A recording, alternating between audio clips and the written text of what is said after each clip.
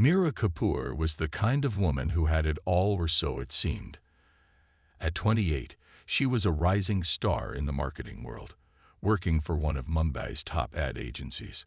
Her Instagram was a curated gallery of chic outfits, exotic vacations, and gourmet meals. But the crown jewel of her seemingly perfect life was her relationship with Rahul Malhotra. Rahul, 30, was the epitome of success. A self-made entrepreneur, he had built a thriving tech startup from the ground up. He was handsome, charismatic, and adored by everyone who knew him. To the outside world, Mira and Rahul were the ultimate power couple. They were the couple everyone envied, the couple who seemed destined for a fairy tale ending. But behind the glossy photos and social media captions, there were cracks in the facade. Rahul's 30th birthday was just around the corner, and Mira had been planning the celebration for weeks. She wanted it to be unforgettable, a night that would solidify their status as the it couple. She booked their favorite rooftop lounge, Sky, a trendy spot with panoramic views of the city skyline. The guest list included their closest friends, family, and even some of Rahul's business associates. Mira had even coordinated with Rahul's best friend, Arjun, to plan a surprise element. Arjun was in charge of getting Rahul to the venue under the guise of a casual guys' night. Meanwhile, Mira would be waiting at the lounge, ready to greet him with a room full of loved ones. As the day approached, Mira couldn't shake a nagging feeling. Rahul had been acting off. He was more distant than usual, often lost in thought. He'd been working late almost every night, claiming his startup was going through a critical phase. When Mira tried to talk to him, he'd brush her off with a quick, "I'm just stressed, babe. Don't worry about it." It was a Thursday evening, just a week before the party. Mira had cooked Rahul's favorite meal, butter chicken and garlic naan, hoping to cheer him up. But when he walked through the door, he barely acknowledged her. He was glued to his phone, typing furiously. "Who are you texting?" Mira asked, trying to keep her tone light. "Just work stuff," Rahul replied without looking up. Mira's stomach churned. She had never been the jealous type, but something about Rahul's behavior felt wrong. She tried to push the thought aside, telling herself she was overreacting. The next morning, Mira woke up to an empty bed. Rahul had already left for work, leaving behind a half-empty cup of coffee on the kitchen counter. As she cleaned up, she noticed his phone sitting on the table. It was unlocked, the screen still open to a messaging app. Mira hesitated. She had never invaded Rahul's privacy before, but the gnawing suspicion in her gut was too strong to ignore. She picked up the phone and scrolled through his messages. What she found shattered her world. There were dozens of texts between Rahul and a woman named Ananya. The messages were flirty, explicit, and unmistakably romantic. They talked about meeting up at a hotel, about how they couldn't wait to see each other again.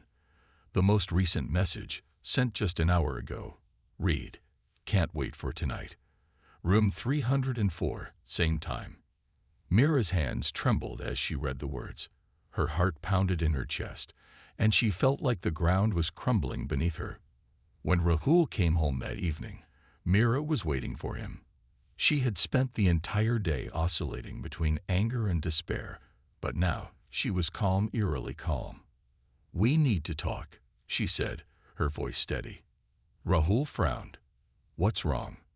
Mira held up his phone, the messages displayed on the screen. "Who is Ananya?" For a moment, Rahul looked stunned. Then, his expression shifted to one of annoyance. "Mira, it's not what you think. Ananya is just a work friend. We were joking around." "Joking around?" Mira's voice rose. "You call this joking around? Room 304, same time." Rahul sighed, running a hand through his hair. "You're overreacting. I've been under a lot of pressure lately, and you're not making it any easier." Mira stared at him, her eyes blazing. "Don't you dare turn this around on me. You've been lying to me, Rahul." "For how long? Months? Years?" Rahul didn't answer. He just looked away, his silence speaking volumes. That night, Mira packed a bag and left. She couldn't bear to be in the same space as Rahul, not after what she'd discovered. She stayed at Priya's apartment, crying until she had no tears left. Priya, ever the voice of reason, urged Mira to take action. "You can't let him get away with this," she said. "You need to expose him. Make him pay for what he's done." Mira nodded, her resolve hardening. She wasn't going to let Rahul destroy her. She was going to fight back, and she knew exactly how to do it. Over the next few days, Mira threw herself into planning Rahul's birthday party. She acted as if nothing had happened, playing the role of the doting girlfriend to perfection. Meanwhile, she secretly gathered evidence of Rahul's affair. She hired a private investigator, who uncovered even more damning details. Photos of Rahul and Ananya together, receipts from their hotel stays, and even recordings of their conversations. Mira also reached out to Ananya, posing as a concerned friend. She learned that Ananya had no idea Rahul was in a long-term relationship. "He told me he was single," Ananya confessed, her voice trembling. Mira's heart ached for the other woman, but she knew what she had to do.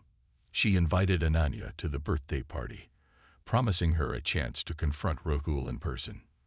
The night of the party arrived.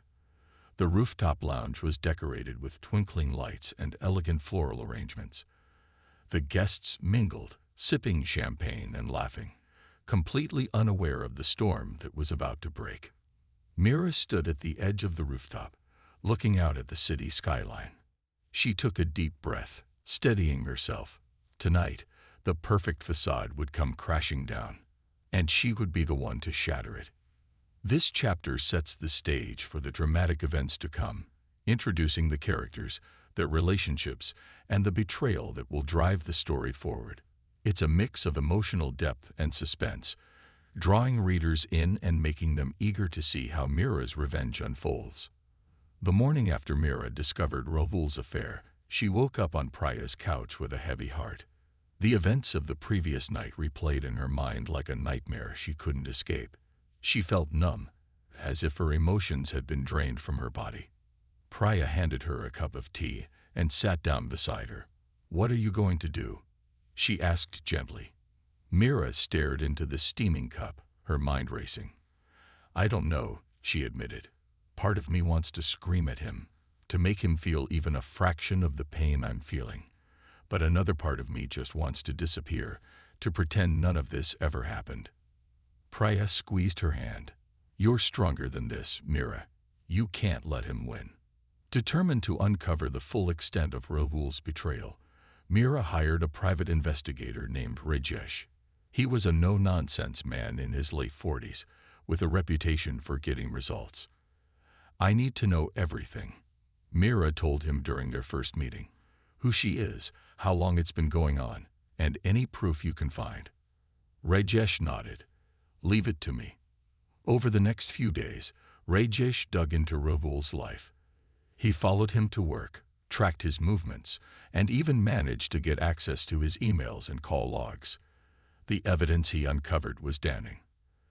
Ananya Sharma was a 26-year-old marketing consultant who had been working with Rahul's startup for the past 6 months. She was beautiful, ambitious, and, according to Rajesh's findings, completely unaware that Rahul was in a committed relationship. Mira's heart ached for Ananya. She knew what it felt like to be deceived by Rahul, and she couldn't help but feel a strange sense of solidarity with the other woman. "She's a victim too," Mira told Priya. "Rahul lied to both of us."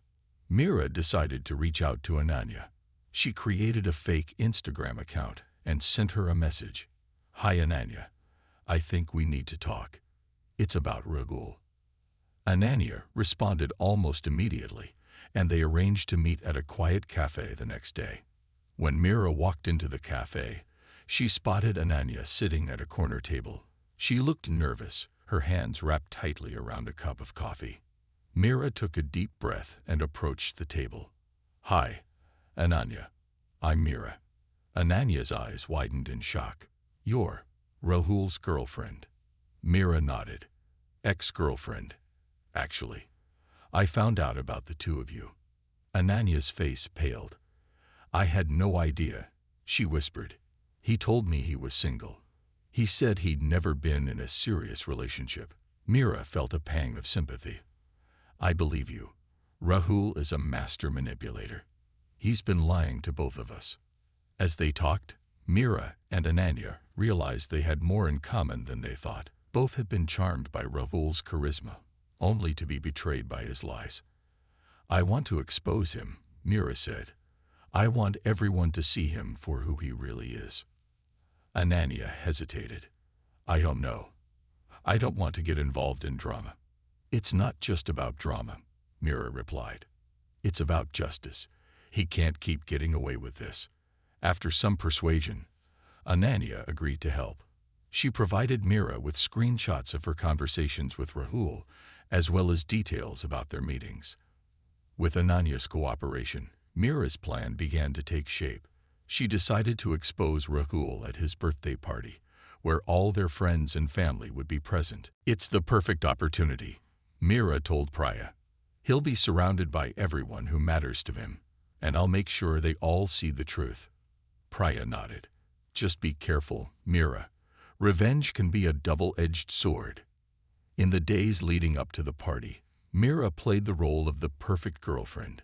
She texted Rahul sweet messages, helped him pick out his outfit for the party, and even baked his favorite cookies. Rahul, oblivious to her plan, seemed to relax.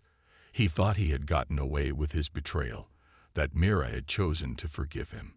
But Mira was biding her time, waiting for the perfect moment to strike. The night before the party, Mira sat alone in her apartment, going over the evidence one last time. She had photos, messages, and even a recording of Rahul admitting to the affair. She felt a mix of emotions, anger, sadness, and a strange sense of anticipation. Tomorrow, everything would change. As she drifted off to sleep, she whispered to herself, "This is for me." The evening of Rahul's 30th birthday party arrived. The rooftop lounge, Sky, was transformed into a glittering paradise. Twinkling fairy lights draped the railings, and the city skyline sparkled in the background. A live band played soft jazz, and the air was filled with the scent of fresh flowers and gourmet appetizers. Mira stood near the entrance, greeting guests with a warm smile. She wore a stunning emerald green dress that hugged her figure perfectly, her hair styled in loose waves. To everyone else, she looked like the picture-perfect girlfriend, but inside, her heart raced with anticipation. Priya stood by her side, offering silent support. "You've got this," she whispered as they watched Rahul arrive with Arjun. Rahul looked dashing in a tailored navy suit, his confidence radiating as he greeted friends and colleagues. He had no idea what was coming. As the party reached its peak, Arjun stepped up to the microphone to give a toast. "Ladies and gentlemen," he began, raising his glass. "Tonight, we celebrate not just Rahul's 30th birthday, but the incredible person he is. He's a loyal friend, a brilliant entrepreneur, and, as we all know, the luckiest guy in the world to have Mira by his side." The crowd cheered, and Rahul beamed, pulling Mira close for a kiss. She forced a smile, her stomach churning with a mix of anger and determination. When it was Mira's turn to speak, she took the microphone with steady hands. The room fell silent, all eyes on her. "Thank you, Arjun, for those kind words," she began, her voice calm but carrying an edge. "Rahul is indeed an incredible person, but there's one thing he forgot to mention tonight: his loyalty." The room buzzed with confusion. Rahul's smile faltered, his eyes narrowing as he watched Mira. "You see," Mira continued, "Rahul has been living a double life. While I was planning this party, celebrating our relationship, he was busy betraying me." She nodded to Priya, who handed her a small remote. With a click, the large screen behind her lit up, displaying a series of photos and messages between Rahul and Ananya. The room erupted in gasps and murmurs as the evidence unfolded on the screen. There were photos of Rahul and Ananya entering a hotel, screenshots of their flirty texts, and even a video of Rahul admitting to the affair. Rahul's face turned pale. "Meera, what are you doing?" he hissed, stepping forward. Meera held up a hand, silencing him. "You don't get to speak," she said coldly. "You've lied to me, cheated on me, and made a fool of me. But tonight, everyone will see the truth." She turned back to the crowd. "This is Ananya," she said, gesturing to the woman who had just stepped into the room. "She's the other woman, though like me, she had no idea she was just one of many." Ananya stood tall, her eyes filled with a mix of anger and relief. "Rahul told me he was single," she said, her voice trembling but strong. "He lied to both of us." The room was in chaos. Guests whispered among themselves, some filming the scene on their phones, others looking at Rahul with disgust. Rahul tried to salvage the situation. "This is all a misunderstanding," he said, his voice shaking. "Meera, let's talk about this privately." "No," Meera said firmly. "You had your chance to be honest, and you chose to lie. Now, everyone here knows the kind of person you really are." Arjun stepped forward, his face a mix of shock and disappointment. "Rahul, is this true?" Rahul opened his mouth to respond, but no words came out. His silence was all the confirmation anyone needed. As the party dissolved into chaos, Meera walked away, her head held high. She felt a strange mix of emotions, relief, sadness, and a fierce sense of empowerment. Priya caught up with her outside. "Are you okay?" she asked. Meera nodded. "I will be. Tonight, I took my power back." As Meera and Priya left the lounge, Meera's phone buzzed with a message from an unknown number.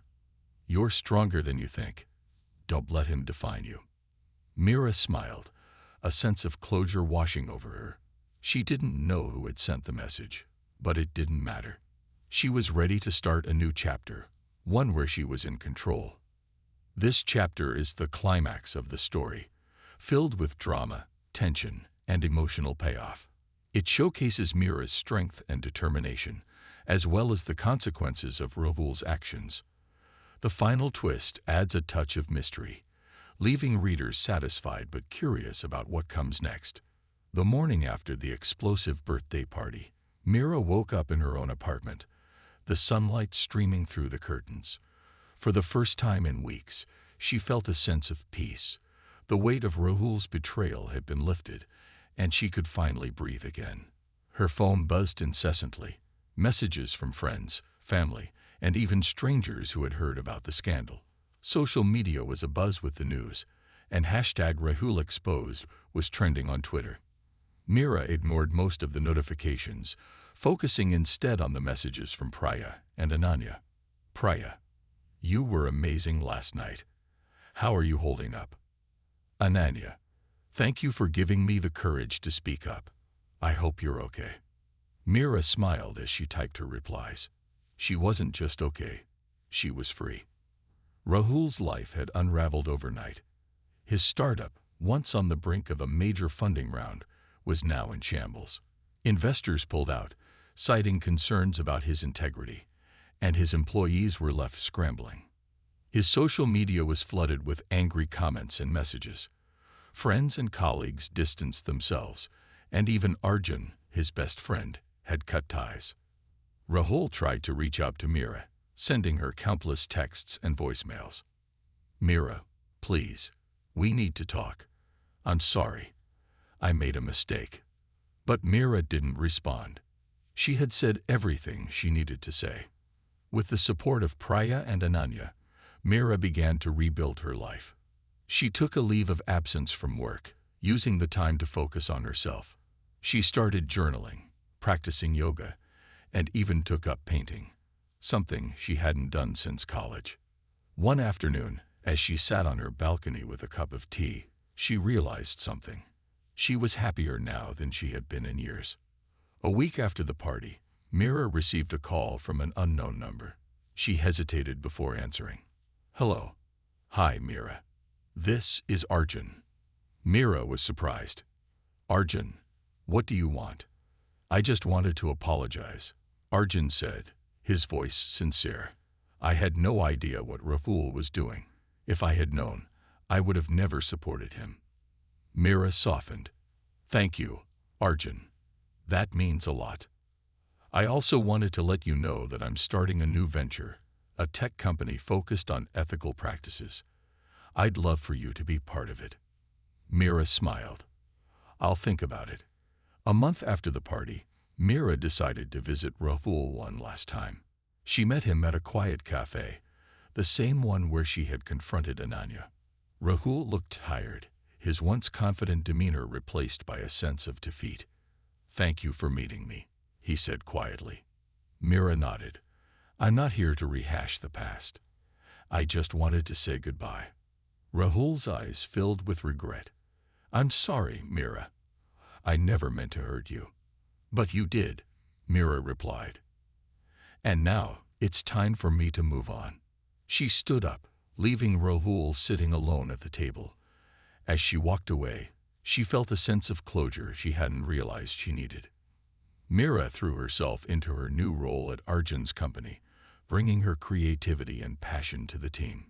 She also reconnected with old friends and even started dating again, though she took things slow. One evening, as she stood on the rooftop of her new office building, she looked out at the city skyline. The lights twinkled like stars, and she felt a sense of hope she hadn't felt in a long time. Priya joined her, handing her a glass of wine. To new beginnings, she said, raising her glass. Mira clinked her glass against Priya's. To new beginnings. As Mira scrolled through her phone that night, she came across a message from an unknown number. You've only won the first round. She frowned, her heart racing. Before she could respond, the message disappeared, leaving her with a sense of unease. This chapter wraps up the story while leaving a hint of mystery, setting the stage for a potential sequel. It's a satisfying conclusion that highlights Mira's growth and resilience, while also keeping readers intrigued about what might come next. The cryptic message lingered in Mira's mind like a shadow she couldn't shake. You've only won the first round. Who had sent it? Was it Rahul, trying to intimidate her? Or was it someone else entirely? Mira tried to brush it off, focusing on her new job and the positive changes in her life. But the message kept gnawing at her, a constant reminder that the past wasn't entirely behind her. A few days later, strange things started happening. Mira's social media accounts were hacked, and someone began posting fake, damaging content under her name. Her emails were flooded with spam, and she received anonymous calls at odd hours. Priya noticed the toll it was taking on her. This has to be Rahul, she said. He's trying to get back at you. But Mira wasn't so sure. Rahul had been publicly humiliated and had lost everything. Would he really risk more by coming after her? Determined to find out who was behind the harassment, Mira reached out to Rajesh, the private investigator who had helped her before. I need your help again, she told him. Someone's trying to ruin my life, and I need to know who it is. Rajesh agreed to look into it. Within days, he uncovered a trail of digital footprints, leading to an unexpected source. Rajesh called Mira with the results of his investigation. It's not Rahul, he said. It's someone else, someone who's been watching you for a while. Mira's heart raced. Who? Her name is Kavita Shah. She's a former employee of Rahul's startup. From what I've gathered, she blames you for the company's downfall. Mira was stunned. But I had nothing to do with that. She doesn't see it that way, Rajesh explained. She thinks you ruined Rahul's life, and by extension, hers. She's been planning her revenge for months. Mira decided to confront Kavita directly. She tracked her down to a small cafe in the city and approached her table. Kavita, Mira said, her voice steady.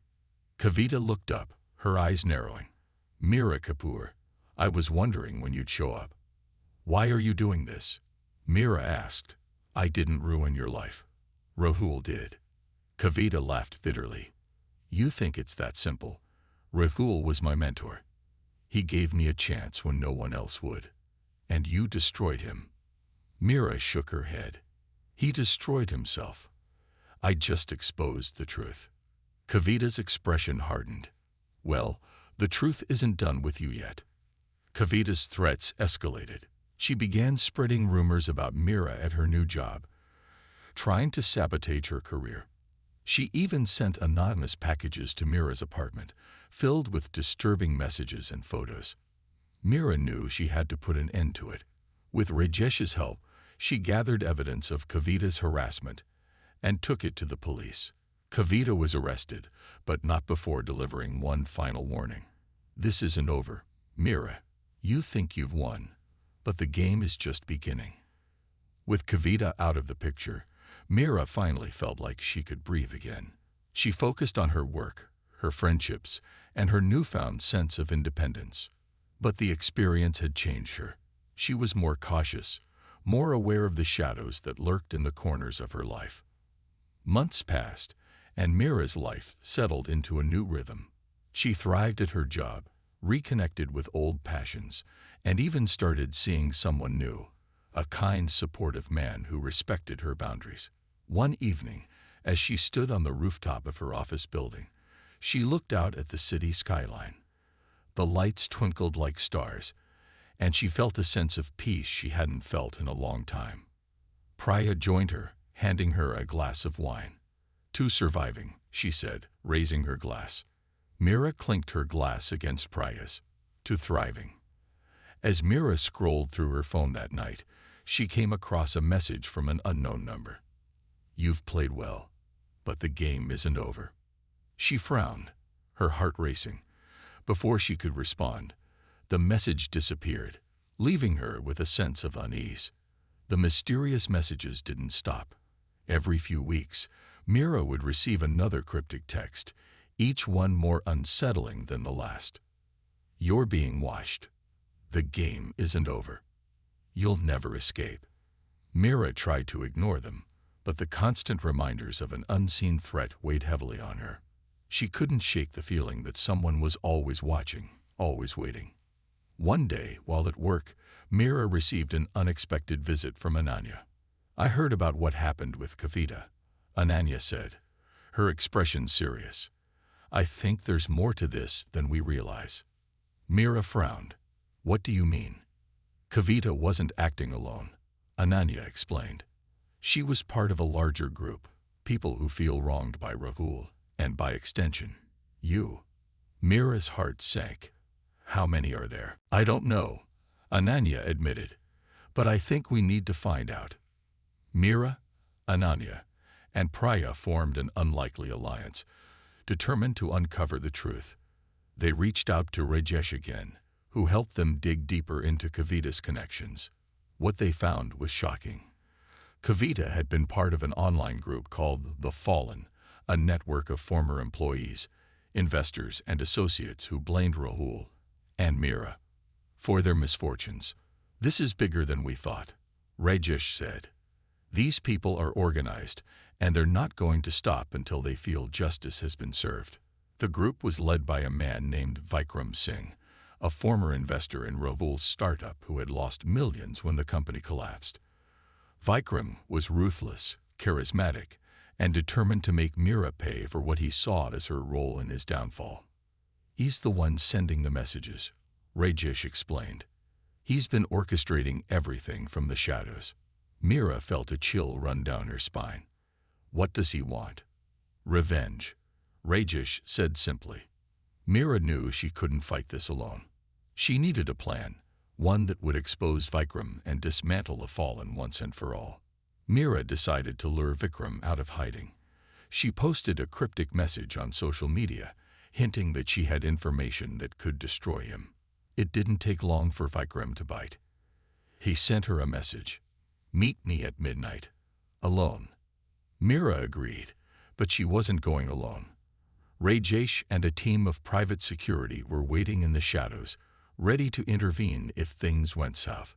The meeting took place at an abandoned warehouse on the outskirts of the city.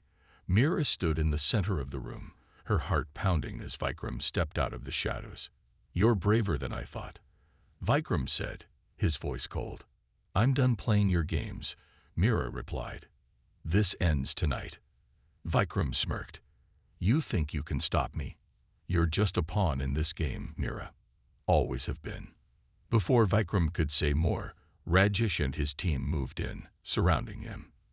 Vikram tried to escape, but he was quickly subdued. With Vikram arrested and the fallen exposed, Mira finally felt like she could breathe again. The media coverage was intense, but this time, she was portrayed as the hero, a woman who had stood up to her tormentors and won. Ananya and Priya stood by her side, their bond stronger than ever.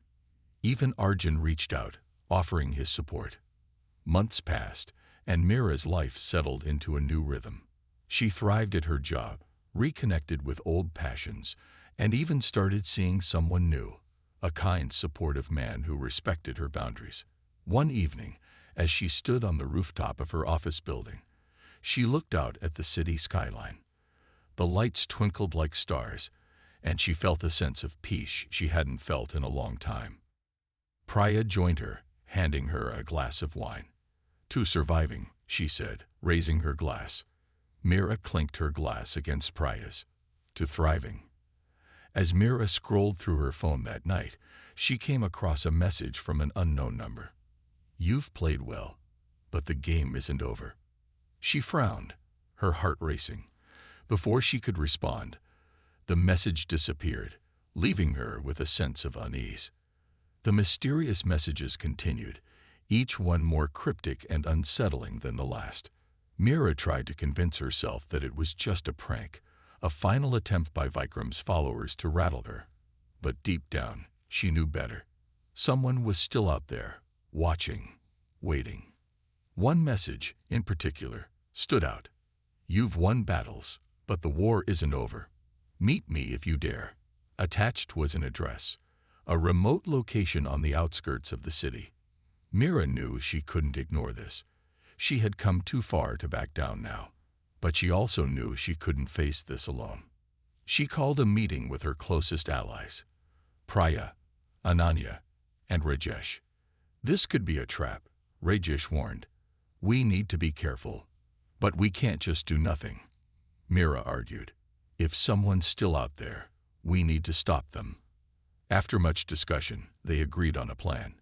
Mira would go to the location, but she wouldn't be alone. Rajesh and his team would be nearby, ready to intervene if things went wrong. The location was an abandoned factory, its windows shattered, and walls covered in graffiti. Mira stepped inside, her heart pounding. "I'm here," she called out, her voice echoing in the empty space. A figure stepped out of the shadows. It was a woman, her face obscured by a hood. "You're braver than I thought," the woman said, her voice cold and mocking. "Who are you?" Mira demanded. The woman lowered her hood, revealing a face that sent a chill down Mira's spine. It was Ria, Rahul's younger sister. "Ria," Mira gasped. "What are you doing here?" Ria's eyes burned with anger. "You ruined my brother's life. You think you can just walk away from that?" Mira shook her head. "Rahul ruined his own life. I just exposed the truth." "The truth?" Ria spat. "You destroyed him. And now, I'm going to destroy you." Before Mira could react, Ria pulled out a knife. Mira's heart raced as she backed away, her mind racing for a way out. Just as Ria lunged, Rajesh and his team burst into the room. They disarmed Ria and restrained her, but not before she managed to slash Mira's arm. Mira clutched her wound, her breath coming in short gasps.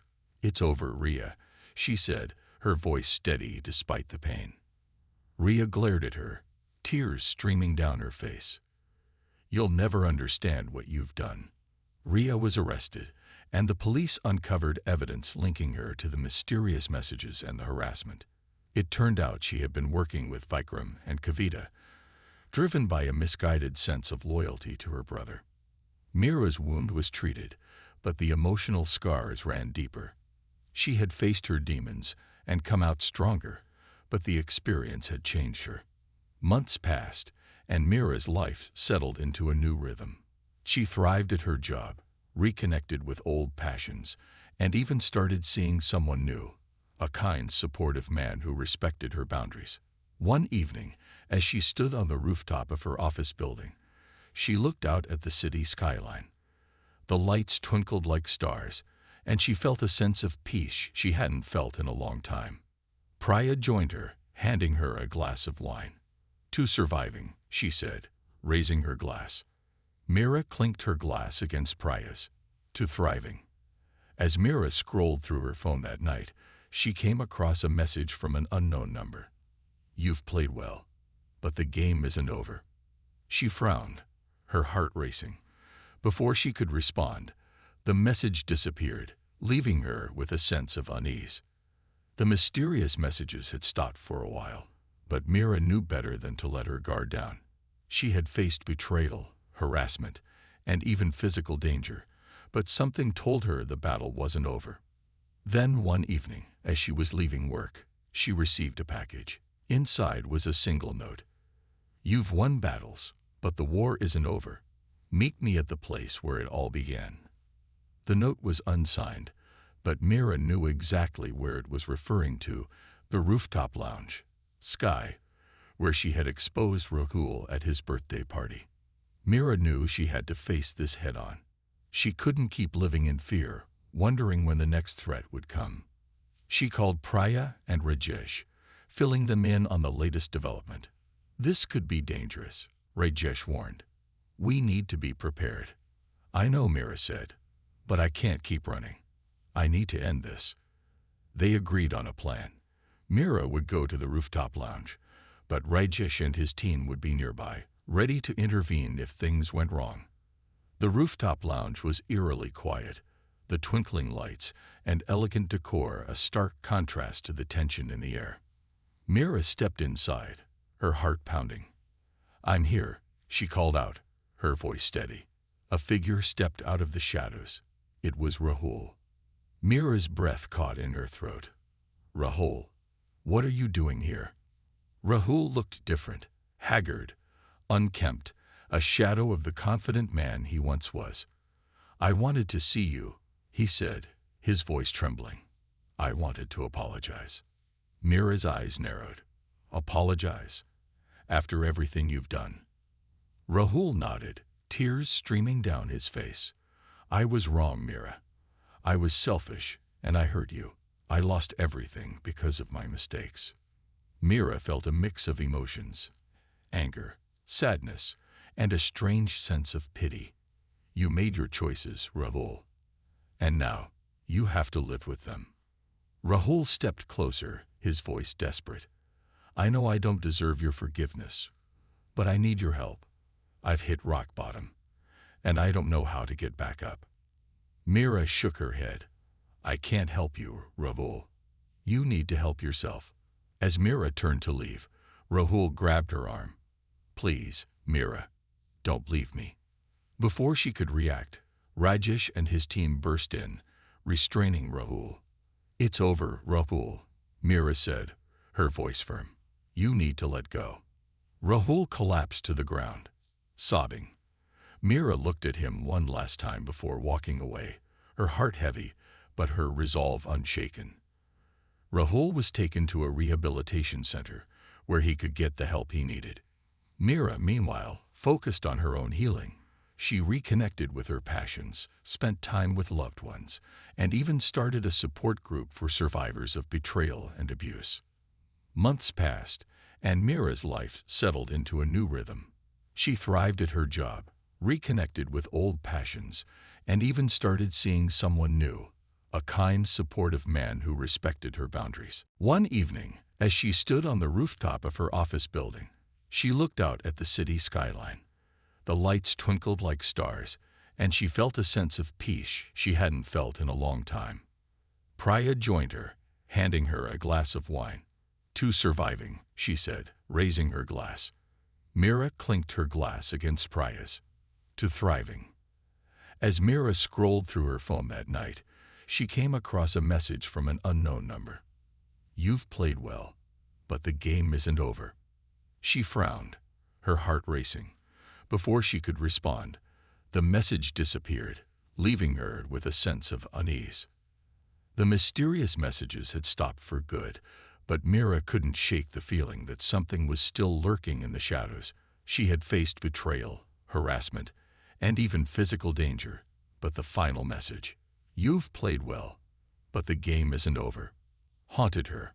One evening, as she was leaving work, she received a call from an unknown number. "Hello," she answered cautiously. "Mira," a familiar voice said. It was Rhea, Rahul's sister. Mira's heart raced.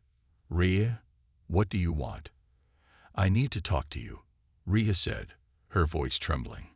"It's important."